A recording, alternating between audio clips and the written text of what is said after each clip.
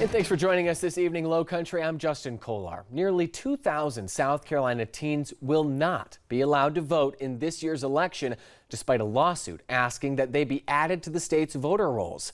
That ruling came down late afternoon from Circuit Court Judge Daniel Coble following a hearing this morning in Columbia.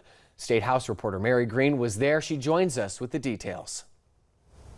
In South Carolina, 17-year-olds who will turn 18 by the time of an election can register to vote.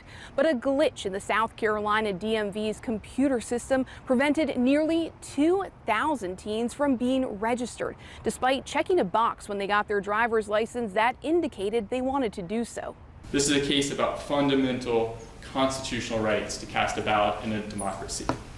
Because of the government's conduct, young first-time voters are wrongfully excluded from a historic election. Though South Carolina's voter registration deadline has passed, the ACLU of South Carolina asked that those nearly 1,900 teens be allowed to register in time to vote for the November 5th election. It's not just that they were denied an opportunity to register to vote, it's that they thought they had registered to vote and likely won't find out that that was ineffective until they show up to cast their ballot. The state's Republican leaders joined the DMV and the South Carolina Election Commission in opposing that request, saying it's coming too soon before the election and would put an undue burden on county offices. We have concerns that it will unravel the integrity of the election process as we're in the middle of it. When you start changing systemic things in the run-up to an election, the likelihood of mistakes increases and the lack of public confidence increases. The lack of public confidence increases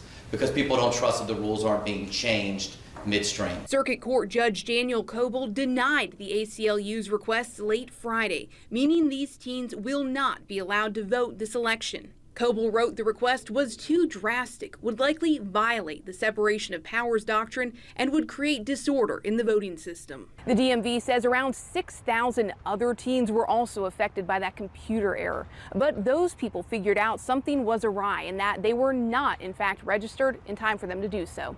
Reporting Columbia, I'm Mary Green.